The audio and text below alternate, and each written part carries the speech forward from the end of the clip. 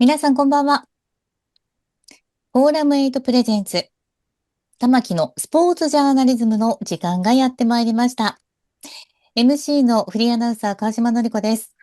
このチャンネルは、スポーツ文化評論家、玉木正之が送る、既存メディアとは異なる視点で、スポーツの真の問題点を取り上げ、考える番組です。コメンテーターの玉木正之さんです。よろしくお願いします。はい、よろしくお願いします。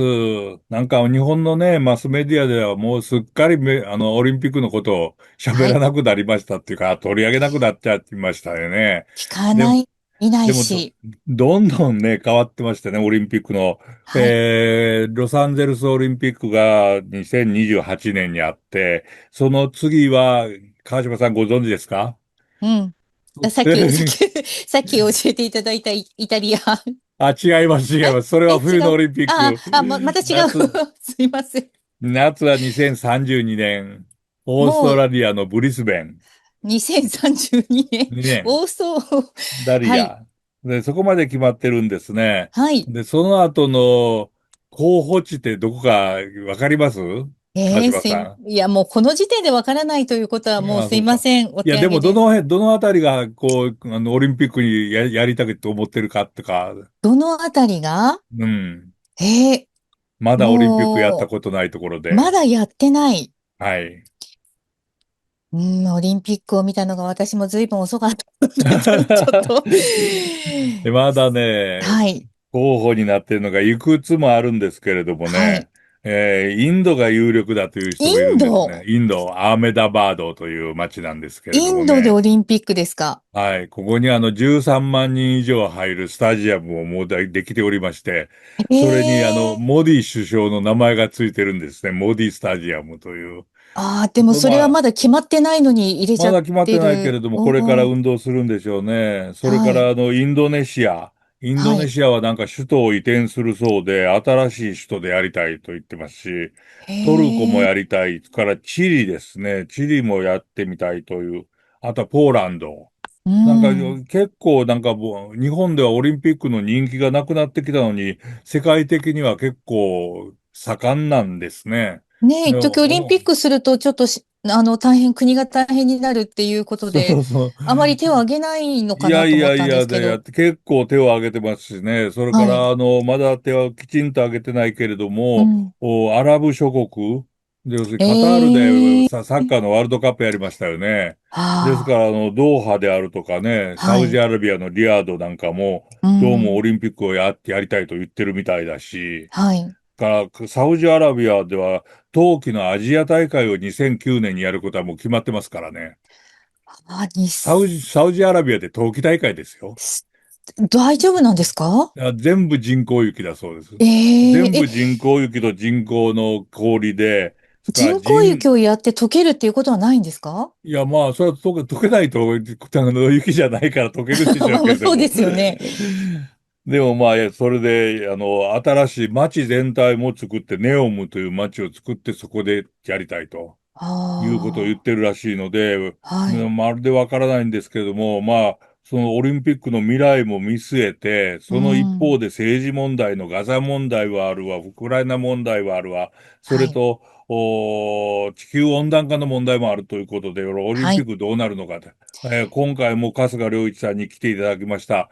春はい。日さんよろしくお願いします。お願いします。よろしくお願いいたします。今私がペラペラと喋ったそのインドの問題とかって、インドが非常にオリンピックでこう、やる気満々というあたりも、これ、そういう動きあるんでしょうね、今は。これはね、もうええ。かなり前からなんですよ。もうああ、そうでインドはすか。2016年ぐらいからバッハに話してますし、おー、インドネシアはもっと前からやってるけど、これ、まあ、お話聞いてて思ったんですけど、はい。だから日本のメディアがおかしいんですよ。うん。ジャーナリズムが。はい。すごいみんなやりたいとこいっぱいあるのに、はい。まあ、あるスポーツがある。ない人に聞けば、はい。いや、最近はもうオリンピックはやるとこないんです。手挙げるとこうん。ないんです。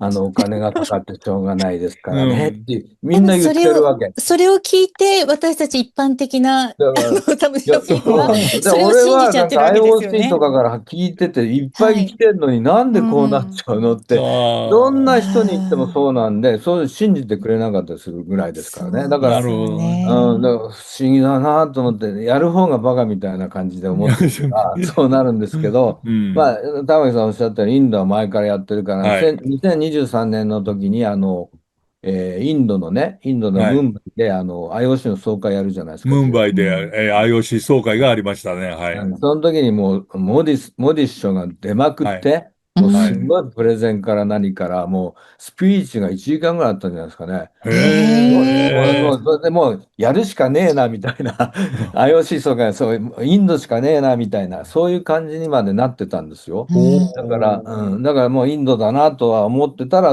たんだけど、そのおっしゃったように、サウジとか、うアラブ諸ん。国、カタールとかが手を挙げない。はい。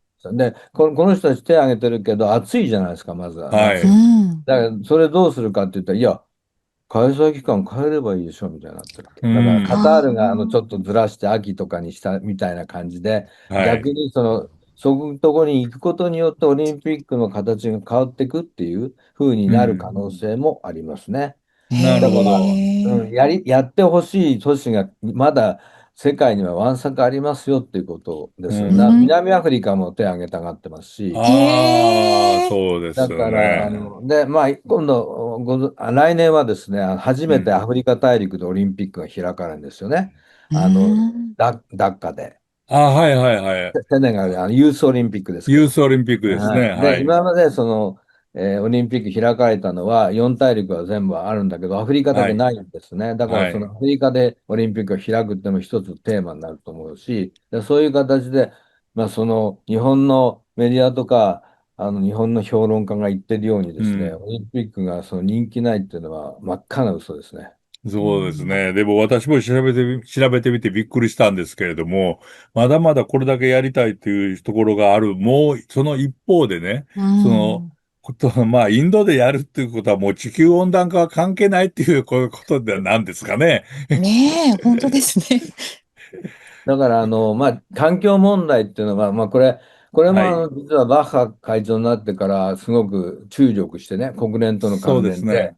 できるだけその地球環境問題をスポーツでなくしていこうっていう方向はい。で、いろいろな取り組みをしておりまして、例えばアフリカに植林活動、オリはい。ンピックフォレストを作るっていうのうもやってん。て、それも、まあ、ちょっと数字はわからないんですけど、かなりの、レベルでやってるとか、まあ、スポーツが結構地球環境問題に影響を及ぼすようなことをできるだけ回避するような方向ってはい。いうのを考える委員会とかもあってやうん。ったりしてますよね。だからうん。そういう部分ではその環境に即したオリンピックっていうのを考えていかなければいけませんねっていうことは一つの大きなムーブメントとして残っていますね。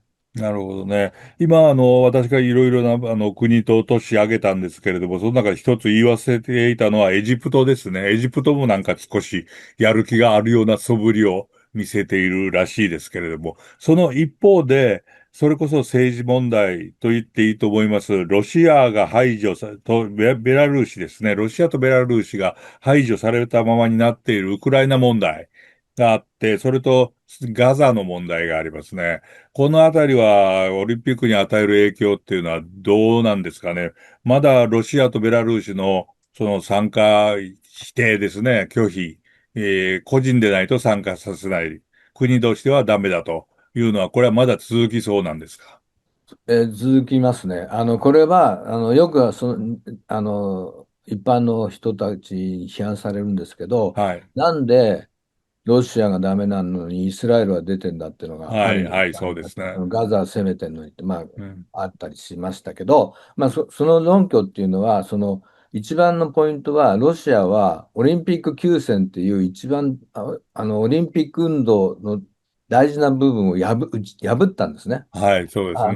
何回も破ってるんだけど、徹底的に破ったのは2022年の北京のオリンピックの時に、北京オリはい、ンピックが終わった4日後に、あの、ウクライナに攻めましたから、はい。侵攻しましたから、はい。武器を取りましたんで、そのオリンピック期間っていうのは、武器を取っちゃいけないっていうのが基うん。本にあるわけです。で、そのオリンピック休戦の期間っていうのは、前年に国連総会で決まっていて、最近はオリンピックが始まる7日前から、パラリンピックがありますから、はい。パラリンピックが終わって7日後までってなってはい。るから、その間にやればいいって話、間にやったのは、はい。はい。入んないかって、まあ、プーチンはその論拠なんですけど、はい。それは違うよってことなんですね。で、こうん。れを破ったから、このことはもう絶対に、なんて言うんだろう、うん。終身刑みたいなものですかうん。ら、だからロシアが誤って、ちゃんとしうん。ない限りは、これは復帰できませんよって話なんですね。だから、なるほどね。そことイスラエルの問題は、イスラエルのオリンピック、参加っていうのは、これ、詭弁とか言われるけど、その国として参加してんじゃなくて、NOC が参加させてるわけです。だからその は NOC い。がどう思ってるかっていうことですね。だからそこのうん。部分が、今のネタニヤフ政権とイスラエルの NOC が思ってることは違いますから、うん。だからそれで、その範囲で戦争を起こしてないので、それは うん。OK だったっていうことがあります。まあ、これはもっとなるほど。今、それからもっと進んじゃってますから、またそれは別の議論になりますけど、そういう、うん。まあのがあるということで、ですので、玉木さんの質問からすると、まあ、ロシアがウクライナの侵攻をやめはい。ない限りは、この、中立の選手以外は出れません。国としては出れません。まあ、国っていうか、オリンピック委員会としては出れませんって話。なるほど。はい。一つ面白いデータがあるんですけれども、これも一橋大学の名誉教授の坂上先生が、発表されたんですけれども、例えば、川島さん、はい。東京オリンピックありましたね。はい。これで要するにオリンピック休戦というのがうん。国連で決められました。で、はい。その休戦の最中に、国際紛争、武力紛うん。争、はい。どのくらいあったと思います？ええ、本当はね、なくならなければいけそう、ないんなくならなだと思ういとはいんですけない。けど、私が思ってるきっと以上なんですよね。そんなヒントもくれないもしですか？正解されたら、なんか玉木さんから商品がええ。出ますか？えいやいやいやいえ、やいやいや、当てないほんと、とね、これもう当たらないから何言ってもいい当たんない。んですけれども、っていうか、もう私国、が外れること前い提じゃないでやいや、すか、それ。これはもう誰が答えても外れますよ。あ、本当ですか？だってその休戦協定のある期間中にうの東ん。京オリンピック、パラはい。リンピックの間で、はい。国際武力紛争が起こった数37。え、そこれはすんなにあるんごいですですか？ね。だからね、このリレハンメルとかアトランタ以来のずっとデータを見ますと、一番少ない数字で武力紛争少なかった時で18ですね。で、一番ああ多かった時で39。まあ、国際紛争っていうのはもうそこら中で起こっているんだと。ただ、ニュースとして我々が知らないだけで、ー、うん。オリンピック期間中もあるんだっていうところでね、そそこでこう、オリンピックの価値っていうのがもうそう、一度見直せるんじゃないかとい本当う言いですね。方もできれば、オリうん。ンピックはもう無力なんじゃないかというような言い方もええ、できるんじゃないかと。このあたりですよね、春日さん。どうなんですかね。そううですね。だから、ん。パリオリンピック、まあ、はい。開催できたじゃないですか。開催はい。しました。で、戦争がしました。ある、その46とか37の戦争がある中で、はい。オリンピックが開催できたっていうことが、まあ、いわゆるその人類が平和を志向している象徴だよっていうふうにう考えていくん。べきではないかなと思うんですね。なるほで、どね。なぜかっていうと、それまでオリンピック、まあ、夏の場合は3回中止になってますけども、全部はい。第一次世界大戦と第二次世界大戦で、戦はい。争でどうしても開けなかったわけはい。ですよね。だからそれを今回パリも開けなくならなかったところが、やっぱそこに平和に対する努力っていうのがやっぱりあったんではないかうと思うんです。ん。バッハにしろ、そのフランスのですね、マカロンにしろですね、マクロンさん。はまい。マクロンにしろ、そのオリンピック休戦を盾にして、ウクライナのゼレンスキーに参加してくれとか、ロシアうん。のプーチンに、まあ、習近平を通じてですけど、習近平うん。になんとか戦争をやめ、オリンうピックん。休戦の時だけやめないかってういうこうとを、ん。ん。交渉したりとかね、そういう努力はしてたわけですね。だかならそういうるほど。努力を、うん、政治家にさせるっていうことが重要だと思うし、それがうん。できるだけの力はオリンピックにあるなっていうのが、パリがちょっと見せてくれたと思うんです。それはマクロンがそういう思想に共鳴してるってのもあるんですけども、そのヨーはい。ロッパのその雰囲気っていうかね、うん。フランスがクーベーター発祥の地ですから、そういうのもありますけども、そういう精うん。神っていうのを受け継いでるところがあって、その精神風土っていうのは、そのパリオリンピックをすごく支えてたなっていうふうに思いますよね。なるほどね。今回シリーズで春日さんに参加していただいている中で、はい。第1回目に喋っていただいた中でうん。私がもううん。驚いたのは、札幌オリンピックやるときにウクライナと一緒になって、共同開催にして、平和のアピールをしましょうというふうに言われたときに、私は思わずブラボーと叫んでしまったんですけれども、できるかできないかはともかくとして、日本人のオリンピック官としてそういう発想がうん。全くないのが残念ですよね。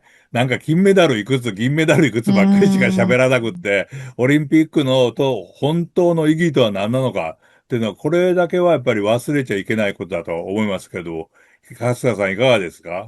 そうですね。もちろんみんな応援してね、日本の選はい。手を応援して金メダル取ろうとか、うん。ああいうのも必要で、一番もう分かりやすいオはい。リンピック応援団だと思うんですけど、うん。その先に、うん。先に何があるかっていうのは、やっぱりそれを運営する側とか、うん。日本だったら日本オリンピック委員会がやっぱりうん。考えて、うん。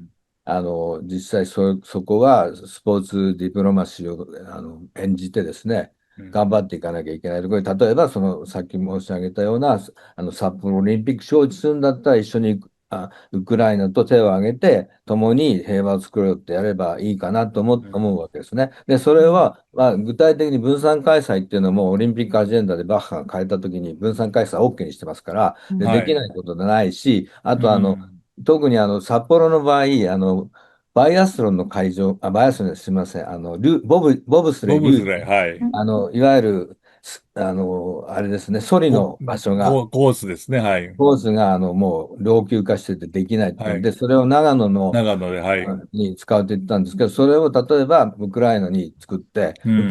そこを分散するとかね、あとフィギュアとかの、いわゆるインドアのスポーツはウクライナでやるとか、それうん。はあると思うんですけど、そういう同時的なことで盛り上げていく。で、実際にウクライナで、そういうオリンピック競技大会ができるようになれば、はい。それが、今、紛争とか世界の戦争が起こるっていう、そういう状況を、回避できる手立てになるんではないかと思うんですね。なるほで、この前、だから、札幌オリンピック招致っていうことがあったので、ウど。はい。クライナと東京オリンピックの同時開催ってご提うん。案したんですけど、その戦争をやめるってことから言うと、まずそのウクライナで夏のオリンピックやりましょうってやつを、うん。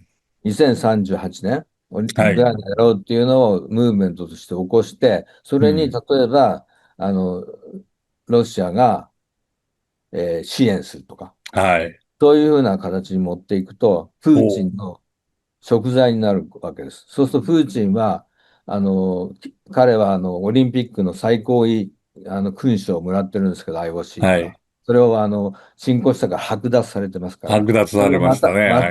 また戻すことができる。はい、はい。だからそういう仕掛けをしていけば、そのウクライナの平和が戻るし、うプーチん。ンはウクライナの戦争で、ウクライナのスポーツ施設400も壊してるわけですから、そうん。れ全部復興させるのに手伝えば、スポーツに対する貢献になりますからね。で、うそういうのでん。贖罪を果たすっていう方向に持っていくとかっていうこうと一つ、ん。僕は思いました。それから、うん。あとガザについて言うと、もうはい。ガザにスポーツ施設作っちゃえって思ったんですね。でこれトおー。ランプとか商業施設とかリゾート作るとか言ってるけど、そうじゃなくて、リゾート言ってますね。なんか、だから変なエジ宣伝の。プトとのオリンピックの、え延長線上でガザをスポーツ施設のもうメッカにするみたいにして、うで、そこん。で世界の人が集まってくるような形にすれば、もうそこでハマスのクソもないと思うんですよ。あで、あ。そこでもしそのハマスがなんか悪さしたら、それうん。こそ世界の非難をうん。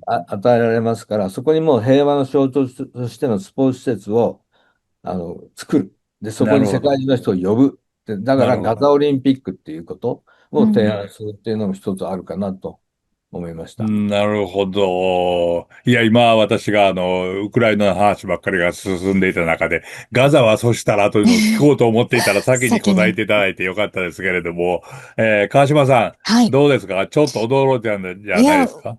でも、さっきの本当に、タミさんおっしゃったように、エピソード1の時に、はい。春日さんがおっしゃったように、うそういうふうになるん。と人々の関心って、あとは日本のね、メディアがちゃんとそういうことも、はい。取り上げてくれなければいけないんうん。ですけれども、そうなった時の関心の方向っていうのはまたちょっと違うんじゃないかな違と思うんですってきますよね。ね。オはい。リンピックに対する見方も違ってくるではい。しょうしね。あとその休戦ということも、休戦になっているんだと思っていたんですけど、そんなにも、そうです、そ実際に紛うです。争が起きていたなんていうことは、多分皆さんも衝撃を受けるんじゃないかなと思うんですよね。ね。ですからね、う私もん。オリンピックの春日さんとそれはい。こそ出会って、ういん。ろいろ話をする前までは、批はい。判する側から、はい。オリンピックをなんとかううまくん。よくできないかと思っていたのが、うん。批うん。判するというよりも、オリンピックうん。をオリンピックの狙い通りに作っていった側からできうるんだん。といううん。ふうに、正直私も思うようになってきました、春日さん。ああ、すごもうありい。がとうございます。春日さんに洗脳されたのかいやいどうかわからないやいやいや。ですけれどいい意もね。味でね。玉木でも、さんがそう言ってくれるのは非常に嬉しいですよ。僕はいや、評本当に、論家として玉木さんを尊敬してましたから。あ僕もそれはもうスポーツをこういうふうに捉えてくれる人がいるっていうのはね、僕はあ、うほら、スポーツを運ん。営する方だったから、うはい。要ん。するに縁の下なわけですけど、うん、そういうのから見てると、もうやることをやるしかないわけですよ。うん、うそうすると、ん。ただそれをダメじゃんっていうんじゃなくて、スうん、ポーツを高いところ、低いところから見て、ね、うスポーツを、ん。文化としてうって玉木はい、さんおっしゃっはい、たと思うんそうですね。だけど、そういうものとして見ていただけるっていう人うん、がいたっていうことはう僕は結構ん。励みだったから、仕事をする。ああ、だから、いずれ玉木さんとこういう話ができる日が来るだろうなと思っていたわけですへよ。だからそういう意味ではえ。私もありがたいと思ってます。だんだん理解できるようになりましたけれども、川島さん、オリはい。ンピックで、ジョン・レノンのイマジンうが必ん。ず歌うようになったっていうのはご存知はい。ですか？あ、それは、はい。音楽、ラジオ、はい。開会式。はい。ラジオでお届けする側でもあるので、あ、そうですか。はい。これは、本当にすごいね、世う界にん。国境がないことを想像してごらんって、イはい。メージしてごらんとかいうね、宗そうで教がないこすね。とをイメージしてみようといはい。う歌を IOC が必うん。ず開会式で歌うようにということはい。が決まったっうていうのは、ん。これはすごいことだと思い素ます。晴らしいですよね。だから、これから先、オリンピックがインドになはい。るんか、インドネシアになるのか、はい。それこそドーハになるのか、リヤドになるのか、うん。わかりませんけれども、どんどん続いていく中で、オリンピックの本質というものが浮き彫りにもっと浮き彫りにうなってくるん。ことがあれば面白いと思いますね。そんなねところで、春日さん、よろしいでしょうかね。また、私があれすることじゃないですが、地球環境問題で一つ言っておはい、くと、今自然環境のまんまで東京オリンピックができるところって世はい。界で数カ所しかないっていうデータが出てるんですね。うなるほど。ん。だから、そういうことで言うと、札幌はすごく理想的な都市らしいです。はい、はい、はい、へえ。はい、だから、はい。そのオリンピックは全部手を挙げて戦って候補を取ってたんですけど、うん。冬だけはもう永久に札幌でやりましょうっていううおー。言い方も、招致の戦略としてはあり得るかなと。なん。るほど。なで、そのるほど。時には、その札幌の人は、例えば、今までのオリンピックだと4年に一度だから、その時だけ、生きてる間に1回か2回しかできないものとしうて呼んでたから、ん。価値がはい。高いから、マうーケティングがん。進むってなっうん。たんだけど、そうじゃなくても、恒久的にここでやっていく、世界うの人が集まうる、ん。発信するっていうことをいつもやっていかなきゃいけないムーブメントとして根付けば、これはまた別の意味で、マーケうティングにもなん。るんじゃないかなというふうにな思いまするほどね。ね。そういう発想をするような、札うん。幌市長さん、北海道知事さん、そはい。れから政治家の皆さんうがん。出てきてほしいですね。オうリンピックで、ん。メダル数がどうのこんだけはもう、早くやめた方がいいと思うんだけどな、俺はな。で、まあ、でも、どうぞ。いや、そんなこと言ってね、玉木さんって、ほら、1964年のね、東京オリンピックを、ね、お家でテレビで見た、そのよく、唯一、ね、少ないよく覚えて中で、おられて。もちろんはい。ですよ。だから、本当に根本的なところではワクワクする気持ちをね、持っていたのも記憶に絶対にあるでしょうし、いや、まあだからね。こそですよね。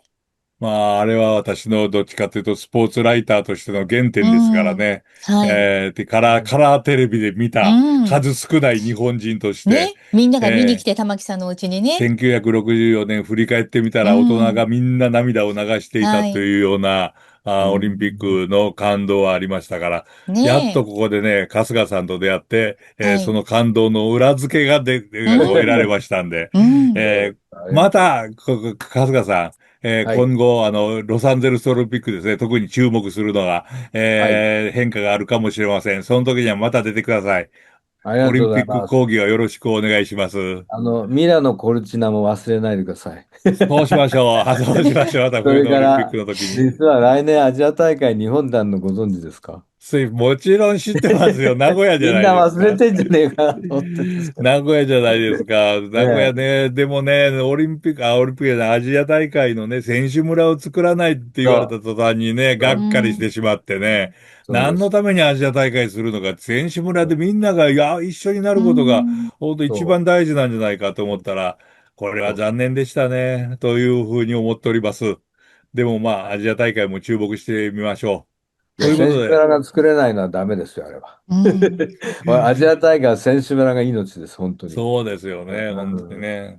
オリンピックで一番大事なのは選手村かもしれないな。まさにあそうこで、ん。宗教もなく、国境もね。なくっていう世界が、本当にそうですね。毎日起こるので、ジョン・レノンの世界が。はい。私というはそれをことで、経験してますから、い本当に。やーそうですね。これからそういう運動をしましょう。はい。この前小ー林信也さんも出ていただいたときに、いつまでも外側から喋っているのはつまらないですから、なんとうかん。インボルブしていきましょうと、参加していきあましょう、動いていきましょうという結論になりました。あ。というこはい。とで、春日さんもよろしくお願いします。ありがとう。はい。玉木さんは本当にエナジスティックだね。うん。すごいね。褒めはやめね。ましょう。いや、もうお話、ね、なかなか、いや、多分、時間があればあるだけお二人はお話をしていただけると思うんですが、今週のテーマ、オリンピックはい、と日すいま本のせんでした。新しい関係を考えてみよう。春日さんと共にお届けしてきましたが、あっという間にお時間が来てしまいました。皆さんご覧いただきありがとうございました。ありがとう春日さんもありございます。がとうございましありた。がとうございはい。ました。お世話になりまました。たよろしよろしくく。お願いはい、皆さんお会いします。できて嬉しかったです。ありがとうご次ざいます。回のフォーラム8プレゼンツ玉木のスポーツジャーナリズムも楽しみにしていてください。それでは皆さん、次のさようなエピソードでら。またですね。ありがとうございました。